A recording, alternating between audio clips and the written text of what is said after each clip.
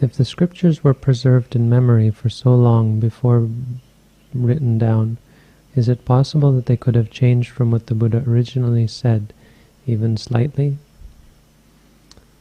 Yes, very possible indeed. This isn't so much of a concern.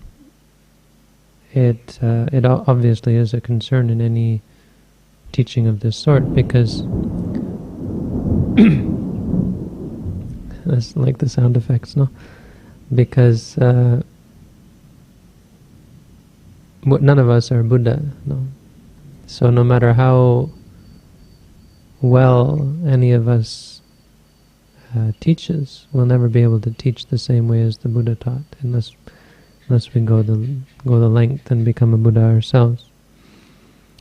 So we do have to rely on the scriptures, no? The scriptures being, we do have to rely on the words of the Buddha. But why I say it's not such a big problem is because Buddhism isn't faith-based. It's experience-based, or it's based on realization in the here and now. So the whole idea of whether something might have been added or subtracted from the teachings doesn't take away from the fact that the core of the Buddha's teaching is still there. I mean, people are always nitpicking, no, about the sorts of things that were added later and made up and so on. What I will say is I'm skeptical about most of the claims people have of the parts of the Buddha's teaching having been made up. And there was a good example in this discussion we had about the role of, or the bhikkhuni, the arising of the female monk order. And some of my views can be found there on our question and answer forum. Because people are very good, it's very easy for us to jump to conclusions if we want to make that conclusion.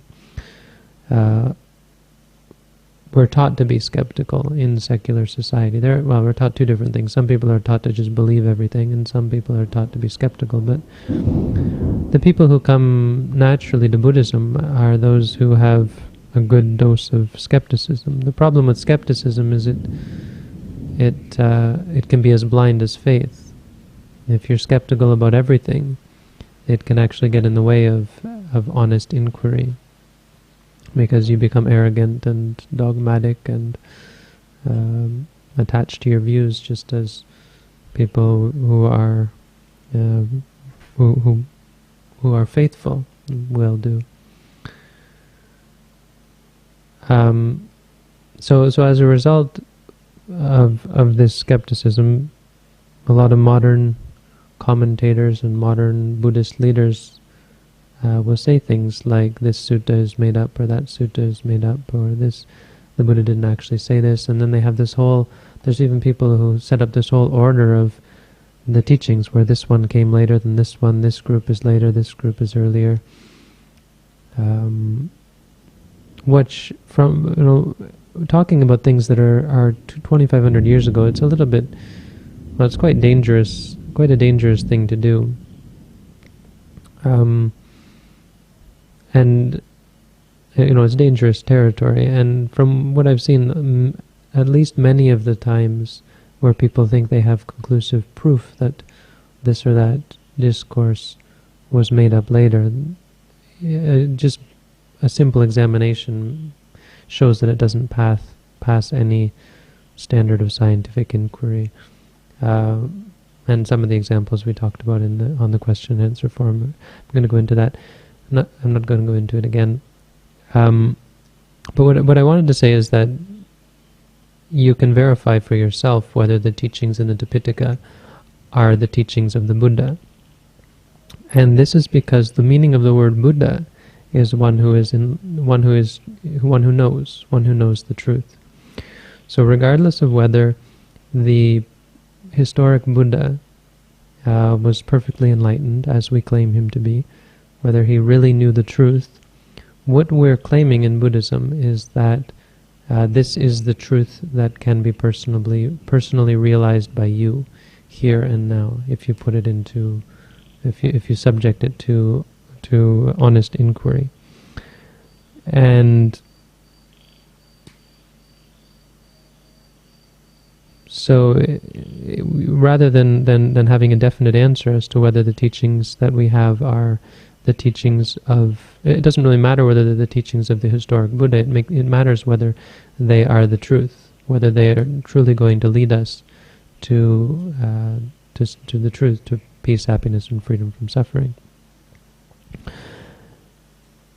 And that's what we come to see through the meditation. We come to figure out for ourselves whether this is the truth. And all you need to do is give it honest inquiry and put it into practice with a open mind. Because open-mindedness is much more important than skepticism. It's much more important to have an open and a clear mind than to just doubt everything. In fact, I would give everyone the benefit of the doubt. Give every conclusion anyone ever comes to should be given 50% probability, which means you're not skeptical of it. You say it may be true and it may be false, and then you start to investigate. Well, first you look at it: is it worth investigating? If it's not worth investigating, don't investigate it. If it's worth investigating, investigate, and then you slowly adjust it. So when we practice the Buddha's teaching, we slowly,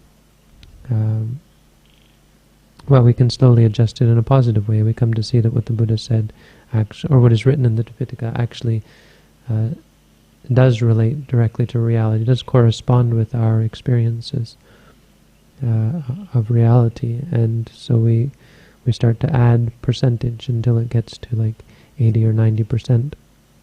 And then when you have the realization, say, of Nibbana, let's say, once you have the realization of Nibbana, then it becomes 100%. At that point, that's why one is called a Sotapanna, because it's unshakable. One has realized the truth, the core for oneself, and so there's no need to rely then on faith or on on any kind of faith in the likelihood of the Tipitaka, because you know what is the truth. And so you're able to filter out what is not the truth. That being said, the Tipitaka is an amazing body of literature, and I don't think there's any particular fault that I've found people can attribute to it reasonably. So, the basic answer to your question is that it's not the most important thing. The most important thing is whether it's the truth, and that's something you can investigate for yourself.